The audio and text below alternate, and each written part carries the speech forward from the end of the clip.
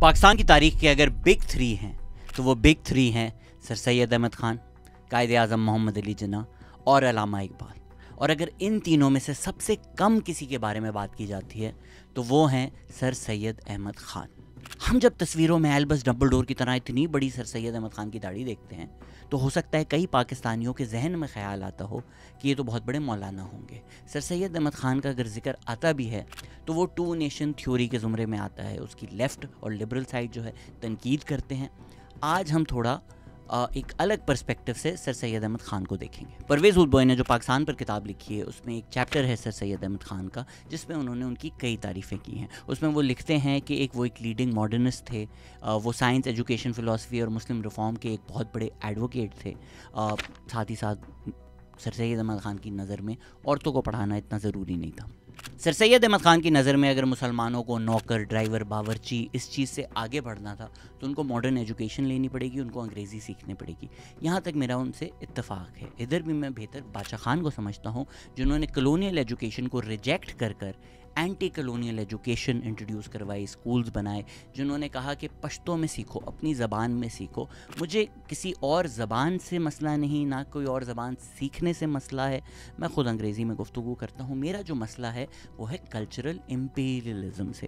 وہ اردو زبان سے ہو، وہ انگریزی زبان سے ہو. جب آپ ایک کلچر امپوز کرتے ہیں یا ٹرانسپوز کرتے ہیں اور آپ کہتے ہیں جو ایگزسٹنگ کلچر ہے وہ اس کو حقارت سے دیکھا جائے، اس کو کمتر سمجھا جائے اور اس کو ریپلیس کر آپ کی نظر میں جو ایک سپیریئر کلچر ہے وہ سکھایا جائے، میں اس امپیریلزم کے خلاف. آپ کو سمجھنا پڑے گا کہ برطانوی سامراج یہاں پر ایجوکیشنل انسٹیٹیوٹس بنا کر ہمارے باپ پر احسان نہیں کر رہے تھے. ان کا مقصد تھا کہ ایک کلاس بنائی جائے جو لائل رہے ٹو دا برٹش، ایک بابو کلاس، ایک ایڈمنسٹریشن کلاس. تو جو برٹش ایجنڈا ہے اس کو فارورڈ کرنے کے لیے یہ ایجوکیشنل انسٹیٹیوٹس ایگزسٹ کرتے تھے. اگر آپ طارق رحمان کا کام بھی دیکھیں تو اس میں آپ کو پتہ چلے گا کہ جب شروع میں اردو انٹروڈیوس کی گئی تو برٹش امپائر کا، برٹش گورنمنٹ کا، برٹش ایڈمنسٹریشن کا ایک بہت بڑا رول تھا اردو کو پروموٹ کرنے کے لیے. اور وہ کیوں تھا؟ کیونکہ جو مسلمان اشرافیہ ہے اس وقت، اس کی Persian was considered their language. اس وقت سر سید احمد خان نے بھی اردو کو بہت برا بولا، اس کو کمتر زبان سمجھا. پھر through the efforts of the British Urdu کو انکریج کیا گیا، سکھایا گیا. مسلمانوں کو پرشین سے دور لے کر گئے. حد تک خیبر پختونخوا جیسے جگہوں میں جو پہلی دفعہ اردو سکھائی گئی وہ برٹش سکولز میں سکھائی گئی. وہ برٹشرز نے سکولز بنائے جس میں لوگوں کو اردو سکھائی جائے. تب sir Syed Ahmed Khan also came around to the idea of Urdu. اور پھر علی گڑھ ایک گڑھ بن گیا جہاں سے اردو پھر اور پروموٹ ہوئی. اور پھر جب اردو ہندی کانفلکٹ ہوئے وہاں سر سید احمد خان جو پہلے شاید ہندو مسلم یونٹی کی بات کرتے تھے، یہ بھی ان کو تھوڑا تضاد نظر آئے گا کہ اکثر وہ ہندو مسلم یونٹی کی بات کر رہے ہیں. پھر آگے جا کے ٹو نیشن تھیوری بھی آ جاتی ہے. وہ ہندو مسلم اردو ہندی جو کانفلکٹ ہوئی ہے، جو رائٹس ہوئے ہیں، وہ بھی ایک وجہ ہے جس کی وجہ سے سر سید احمد خان کی رائے میں تھوڑا تبدیلی آئی. میری جو تنقید ہے سر سید احمد خان کے بارے میں وہ یہی ہے کہ ان کی ساری تحریریں، ان کی جد و جہد، ان کی سیاست وہ پرو برٹش رہی ہے. نہ صرف وہ برٹش کو اچھا سمجھتے تھے، وہ نیٹیوز کو کمتر سمجھتے تھے. سر سید احمد خان نے لکھا ہے کہ انڈیا کے نیٹیوز اور انگلش لوگوں میں اتنا ہی فرق ہے جتنا ایک گندے جانور اور ایک خوبصورت آدمی میں ہوتا ہے. تو ان کی نظر میں اگر ایک برٹش مین ایک خوبصورت ہینڈسم مین ہے تو اس کے کمپیریزن میں ایک انڈین ایک ڈرٹی اینیمل ہے. اسی لیے سر سید احمد خان کی نظر میں انڈین سیلف رول کے قابل نہیں تھے. ان کی بہتری اسی میں تھی کہ وہ برٹش سبجیکٹس بن کے رہیں. یہی کلونیل سوچ تھی کہ جو نیٹو ہے یہ جانور ہے، یہ جانوروں کی طرح ہے، یہ سیویج ہے، اسی لیے ہم اس کے اوپر حکمرانی کر سکتے ہیں، اس کو مار سکتے ہیں، جو ہم چاہیں اس کے لیے کر سکتے ہیں کیونکہ ہم اس جانور کو سویلائز کر رہے ہیں. تو اب اگر آپ اس کلونیل تھاٹ کی نظر میں سر سید احمد خان کی باتیں دیکھیں تو بظاہر تو وہ کہہ رہے ہیں کہ برٹش ایجوکیشن لو، ماڈرن ایجوکیشن لو، پڑھو لکھو، برطانوی انسان کی طرح بنو. انہوں نے کہا کہ مذہب کے علاوہ ہر چیز چھاپ لو، بالکل اس جیسے بن جاؤ.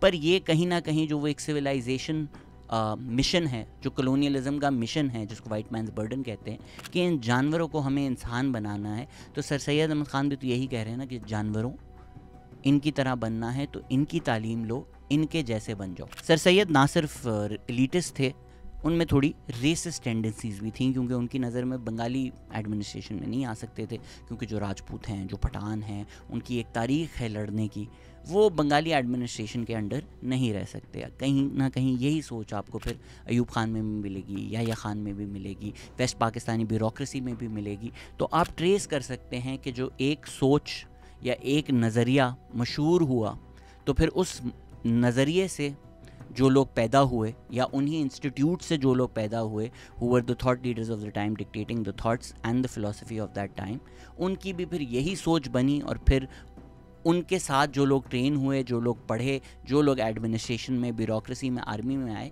وہ یہی سوچ لے کر آگے بڑھے، جو at its root was a colonial idea کہ بنگالی کمزور ہوتے ہیں، ہماری جنگوں میں لڑنے کے لیے ہمیں یہ تگڑے پنجابی یا پٹھان چاہیے. پھر 1857 میں جب ہماری عوام نے آزادی کی جنگ کی، تو سر سید احمد خان نے who was at that time an employee of the company، انہوں نے برطانوی سامراج کا ساتھ دیا. انہوں نے برٹش آفیسرز اور ان کی فیملیز کو پروٹیکٹ کیا. اس کے بعد انہوں نے ایک پیمفلٹ بھی لکھا، اسباب بغاوت ہند. ان کی نظر میں یہ آزادی کی جنگ نہیں تھی، یہ ایک بغاوت تھی. And unfortunately the title in my opinion in English was even worse. The title in English was The Loyal Mohammedans of India. اسی پیمفلٹ میں انہوں نے برطانوی سامراج کا پرسپیکٹو دیا اور مسلمانوں کو بولا کہ برطانوی سامراج کا ساتھ دو. تو یہ جو برطانوی سامراج کے ساتھ، کلونیل ایڈمنسٹریشن کے ساتھ، جن لوگوں نے ہمارے اوپر ظلم کیا، ان لوگوں کے ساتھ کھڑے ہونے پر، ان کے ساتھ لائلٹی دکھانے پر، یہ میرا سر سید احمد خان کی تاریخ سے، ان کے کام سے، ان کی سیاست سے اختلاف ہے. اگر بعد میں جا کے جو مسلم لیگ بنی ہے، اس کا بھی اگر آپ چارٹر دیکھیں، وہ اینٹی کلونیل نہیں ہے. وہ تو کہہ رہا ہے کہ ہم ان کمیونٹیز کو قریب لے کر آئیں گے. جو 3 اسٹیٹڈ آبجیکٹیوز تھے، گولز تھے مسلم لیگ کے، ان میں سے ایک تھا fostering sense of loyalty Umang the Muslims towards the government, جس کا مطلب ہے کہ ہم عوام میں، مسلمانوں میں اس برطانوی سامراج کے لیے لائلٹی پیدا کریں گے. یہ مسلم لیگ کا اسٹیٹڈ گول تھا. تو اگر آپ سر سید احمد خان کو دیکھیں، قائد اعظم کو دیکھیں، یا مسلم لیگ کی سیاست کو دیکھیں، وہ اینٹی کلونیل نہیں تھی. اگر مسلمانوں کی ایک بڑی موومنٹ جس کو آپ کہیں گے کہ وہ برطانوی سامراج کے خلاف چلائی گئی، وہ خلافت موومنٹ تھی. اس میں قائد اعظم بھی خلافت موومنٹ کے خلاف تھے، سر سید احمد خان بھی خلافت موومنٹ کے خلاف تھے. کون تھا خلافت موومنٹ کے ساتھ؟ جی، گاندھی. اور یہ ہے آج کی ایپیسوڈ کا مقصد، کہ جب ہم پاکستان کی کہانی بتاتے ہیں، ہم نے ویلنائز کیا ہے ہندوؤں کو. یہ ڈاکٹر محمد وسیم کی کتاب میں ایک پورا چیپٹر ہے کہ کس طرح ایک ہندو ڈیمن بنانے کی ضرورت پڑی تھی پاکستان کی کہانی بتانے کے لیے. جس کو ہمیں ڈیمن بنانا چاہیے، جو ایک ایگزسٹنگ ڈیمن تھا، وہ تھا برطانوی سامراج. اس کو ہم نے نہیں ڈیمنائز کیا، اس کو ہم نے نہیں ویلنائز کیا. بالکل اگر ہم کہہ رہے ہیں کہ ہیروز اور ویلنز میں لارڈ ماؤنٹ بیٹن ہیں، تو ہو سکتا ہے لارڈ ماؤنٹ بیٹن کی جو شخصیات ہے وہ ایز اے ہیرو نہیں یاد کی جاتی پاکستان میں، ان کو کوئی ہیرو نہیں سمجھتا، جس کی ایک بہت بڑی وجہ کشمیر بھی تھی. لیکن برطانوی سامراج ایز اے ہول جو ہے، اس کو ابھی بھی روز ٹنٹڈ گلاسز کے ساتھ دیکھا جاتا ہے. اس وقت کو رومانٹیسائز کیا جاتا ہے. جو ظلم کیا گیا وہ نہیں بتایا جاتا. اس طرح کی بیہودہ بغیرت باتیں کی جاتی ہیں کہ کم از کم ٹرینز تو ٹائم پہ چلتی تھیں. یہ اسی طرح ہوا کہ آپ آشوٹس میں رہتے ہیں اور آپ بولیں ٹھیک ہے جی، بڑا ظلم کیا، جینوسائڈ کر دی نازی جرمنی میں، بٹ ٹرینز بڑے ٹائم پہ چلتی تھیں. سر وہ ٹرینز ٹائم پر اس لیے چل رہی تھیں کیونکہ ان ٹرینز میں ہماری دولت لوٹ کر واپس برطانیہ لے کر جا رہے تھے وہ لوگ. ہمارے علی جان بھی جب آئے تھے پوڈ کاسٹ میں، انہوں نے بتایا کہ کوئی وجہ ہے نا کہ سارے جو ٹرین ٹریکس ہیں وہ پورٹس کی طرف جا رہے ہیں، کیونکہ وہ ٹرین ٹریکس اس لیے نہیں بنا رہے تھے کہ چاند نواز عید پر گھر جا سکے یا رپورٹ کر سکے کہ لوگ گھر جا رہے ہیں. وہ اس لیے بنا رہے تھے کہ جو سارا دولت ہے، جو سارا مال ہے، جو سارا ایگریکلچرل پروڈیوس ہے، وہ انڈیا سے، سب کانٹیننٹ سے باہر لے جا سکے، چرا سکے. برطانوی سامراج نے ہم پر کوئی احسان نہیں کیا، انہوں نے یہاں پر چوری کی، ڈاکہ ڈالا. اتسا پتنائک لکھتی ہیں کہ 1765 سے 1938 تک برطانوی سامراج نے $45 ٹریلین چرائے انڈیا سے. تو جو ولاگرز آج لنڈن جاتے ہیں اور بولتے ہیں ان کی سڑکیں کتنی اچھی ہیں، کراچی کی سڑکیں کیوں نہیں اچھی، ان کو چاہیے کہ اپنی عوام کو یہ بھی بتائیں کہ ان کی سڑکیں اچھی ہیں، اسی لیے کراچی کی سڑکیں اچھی نہیں ہیں. جس طرح ڈاکٹر شاہرام اظہر کہتے ہیں کہ یہ بولنا ناکافی ہے کہ برٹن is rich, India is poor. No, you have to show the historical causality. وجہ بتائیں.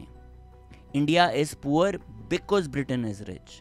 because they are rich of the stolen wealth of India.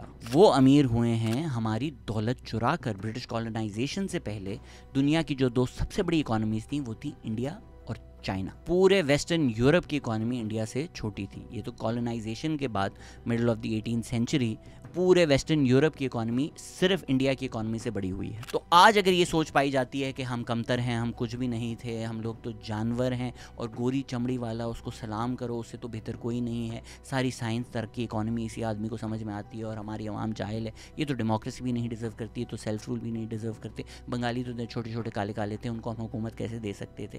یہ ساری جو سوچ ہے یہ کلونیل سوچ ہے جو ہمیں ان لرن کرنے کی ضرورت ہے. اور جو کلونیل انسٹیٹیوٹس بنائے گئے تھے وہ اسی طرح کی سوچ فردر کرتے ہیں, اس کو ری افرم کرتے ہیں, اس کو پرپیچویٹ کرتے ہیں. تو اگر تو HSN جیسے ادارے اس لیے بنائے گئے تھے کہ ایک کلاس آف انڈینز بنائی جائے that will remain loyal and subservient to the British, ایک بابو کلاس جو غلامی کرے گی برطانوی سامراج کی اور عوام پر ظلم کرے گی on behalf of the British empire. تو آج کے جو HSN گریجویٹس ہیں, جو ہماری بیوروکریسی میں ہیں, جو ہماری جوڈیشری میں ہیں, جو ہماری اور اداروں میں ہیں, کیا یہ وہی کام نہیں کر رہے کہ ایک اسٹیبلشمنٹ کے لیے یہ لوگ فٹ سولجرز بنے ہوئے ہیں؟ ان کی نظر میں جو پوری عوام ہے وہ تو جاہل ہے, وہ تو جنگلی ہے, وہ تو جانور ہے. یہ لوگ سوٹ پہن کر کبھی کسی کی ریڈیو الٹا دیں گے, کبھی کہیں سیل نوٹس لگا دیں گے, کبھی کہیں کچی آبادیاں توڑ دیں گے. امیروں کے لیے, سامراج کے لیے, اسٹیبلشمنٹ کے لیے یہ جو بابو کلاس آج بنی ہوئی ہے, یہی وہ بابو کلاس ہے جو کبھی بنی تھی برطانوی سامراج کے لیے, اور یہ آج بھی انہی اداروں سے نکل رہی ہے جو برطانوی سامراج نے یہاں ادارے بنائے تھے اپنے غلام پیدا کرنے کے لیے, اور آج بھی وہ ادارے غلام ہی پیدا کر رہی ہے. بس جو بوٹ وہ چاٹ رہے ہیں وہ بوٹ بدل گئے ہیں. تو ہم جب بتاتے ہیں کہ ہمارے ہیروز کون ہیں اور ہمارے ولنز کون ہیں, تو ہمیں تاریخ کا سچ بتانا پڑے گا. ہمیں اینٹی کلونیل ایجوکیشن انٹروڈیوس کرنی پڑے گی. ہمیں لوگوں کو بتانا پڑے گا کہ برطانوی سامراج کتنے ظالم تھے, دی ایکسپیرینس آف کلونیلزم کتنا برا تھا ہماری عوام کے لیے. تو جو ایک انفیورٹی کمپلیکس ہمارے اندر پیدا ہو چکا ہے, جو ہم گورے رنگ کو سپیورٹی کی طرح کمپلیکس کے ساتھ دیکھتے ہیں, اپنے آپ کو انفیریئر سمجھتے ہیں, اس سے پوری کی پوری عوام باہر آ سکے, اس کے لیے ہمیں سچائی بتانی پڑے گی کہ انہوں نے ہمارے ساتھ کیا کیا ہے, نہ کہ اس طرح کی بیہودہ بغیرت کیلس گفتگو کی جائے کہ جی کنالز بنائے تھے, بڑا انہوں نے احسان کیا تھا. آپ پر نہیں احسان کیا تھا, چرانے کے لیے احسان کیا تھا. وہ چاہتے تھے آپ کے بچے بھوکے مرے تاکہ برطانیہ میں بچوں کے پاس اناج ہو, اسی لیے کنالز بنائے گئے تھے. ونسٹن چرچل کی پالیسیز کی وجہ سے 1943 میں جو بنگال میں فیمن آیا ہے اس میں 3 ملین 30 لاکھ لوگ مارے گئے. ونسٹن چرچل کی پالیسیز کی وجہ سے 30 لاکھ لوگوں کا قتل ہوا ہے. This is the price we paid for the great agriculture system that the British gave us. اور مارو ان لوگوں کو salute for building canals and trains. Nobel prize بنے ایک اکانومسٹ امرتایا سین نے دکھایا ہے ایویڈنس کے ساتھ کہ انف سپلائز تھے کہ سب بنگال میں جو لوگ ہیں ان کو فیڈ کیا جا سکے. تو یہ لوگ قحط سے نہیں مرے 30 لاکھ لوگ, ونسٹن چرچل کی پالیسیز کی وجہ سے مرے ہیں یہ لوگ. اور یہ آرٹیکل دا گارڈین میں بھی چھپ چکا ہے. ونسٹن چرچل کون تھے؟ ونسٹن چرچل کا زیادہ ذکر تو اس زمرے میں آتا ہے کہ ورلڈ وار 2 میں وہ ایک برٹش ہیرو تھے. انہوں نے ہٹلر کے اگینسٹ وہ کھڑے ہوئے, پورے کے ملک کو گیلونائز کیا. We will fight them at the shores, we will fight them at land. بڑی ان کی ایک راؤزنگ اسپیچ آئی جو ان کے پازیٹیوز ہیں, لیکن ان کے جو نیگیٹیوز ہیں وہ بھی بتائے جا رہے ہیں, وہ بھی ان کے اخباروں میں چھپ رہے ہیں. طارق علی کی جو کتاب ہے Winston Churchill his times his crimes, وہ برطانیہ میں ہی چھپی.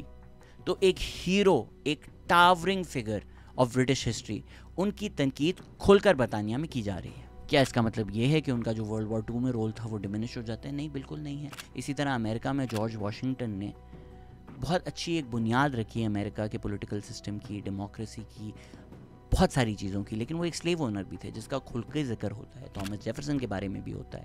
کرسٹوفر کولمبس کے تو اسٹیچوز گرائے جا رہے ہیں. نیٹو امریکنز کی جو جینوسائڈ ہوئی تھی اس کے بارے میں گفتگو کی جا رہی ہے. کہا جا رہا ہے کرسٹوفر کولمبس ڈے کو آپ انڈیجنس کلچرز ڈے منائیں.